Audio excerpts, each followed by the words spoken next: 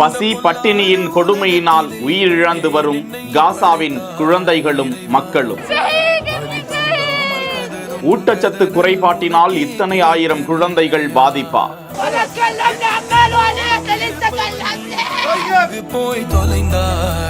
غزة بتصحى بتدور على لقمة العيش.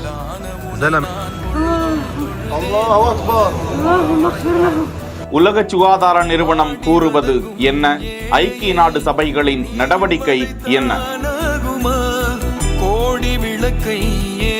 மனித நேயம் கொடுமையாக அங்கு மீறப்பட்டு கொண்டிருக்கிறதா?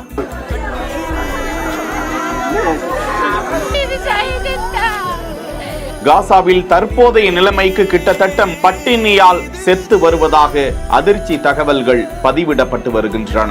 இது குறித்து உலக உணவு திட்டம் என்ற அமைப்பு வெளியிட்டிருக்கும் அதிர்ச்சி கூர்ந்த அறிக்கையில், காசாவில் உலக அளவில் அதிகபட்சமாக ஊட்டச்சத்து குறைபாடு அதிகரித்து வருகிறது. 90,000 பெண்கள் மற்றும் குழந்தைகளுக்கு அவசர சிகிச்சை அங்கே தேவைப்படும் நிலையில் அந்த தேசத்தில் மிகப்பெரிய கொடுமை அரங்கேறி வருவதாக பதிவை வெளியிட்டிருக்கிறது. ஹமாஸ் நடத்தும் தூதரகம் வெளியிட்டுள்ள தகவலில், காசாவிற்குள் உதவி பொருட்கள் செல்வதற்கும் உணவு பொருட்கள் செல்வதற்கும் பெட்ரோலியம் மற்றும் மருந்து உபகரண பொருட்கள் உள்ளிட்டவை செல்வதற்கும் இஸ்ரேல் அதற்கு எதிராக போரிட்டு வருகிறது. மனித நேயத்தை மறந்து காசாவிற்குள் அத்துமீறி தாக்குதல்கள் நடந்து வருகின்றன.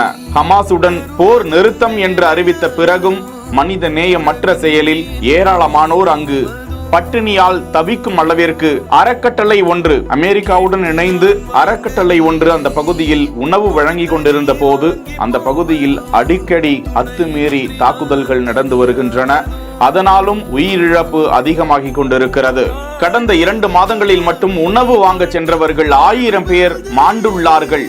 சுமார் 70,000த்திற்கும் அதிகமானோர் ஊட்டச்சத்து குறைபாட்டினால் மாண்டு கொண்டிருக்கிறார்கள் என்றும் அதிர்ச்சி கலந்த தகவல்கள் வெளியிடப்பட்டு வருகின்றன. இந்த நிலையில் காசா மக்கள் உணவு பெறும் வகையில் தினமும் 10 மணி நேரம் போர் நிறுத்தத்தை அமல்படுத்த போவதாக இஸ்ரேல் ராணுவம் அறிவித்திருக்கிறது. தினமும் காலை 10 மணி முதல் இரவு 8 மணி வரை தினந்தோறும் 10 மணி நேரம் பொதுமக்கள் அத்தியாவசிய தேவைகளையும் உணவுகளையும் பெறும் வகையில் இந்த போர் நிறுத்தம் அமலுக்கு வருவதாக இஸ்ரேல் ராணுவம் அறிவித்திருக்கிறது. ஐநாவும் உலகின் பல்வேறு நாடுகளும் அளிக்கும் உதவி பொருட்கள் இஸ்ரேல் ஹமாஸ் மக்களுக்கு கிடைக்கும் வகையில் காலை 6 மணி முதல் இரவு 11 மணி வரை பாதுகாப்பான வழித்தடம் ஏற்படுத்தி தரப்படும் என்றும் இஸ்ரேல் ராணுவம் உறுதியளித்திருக்கிறது.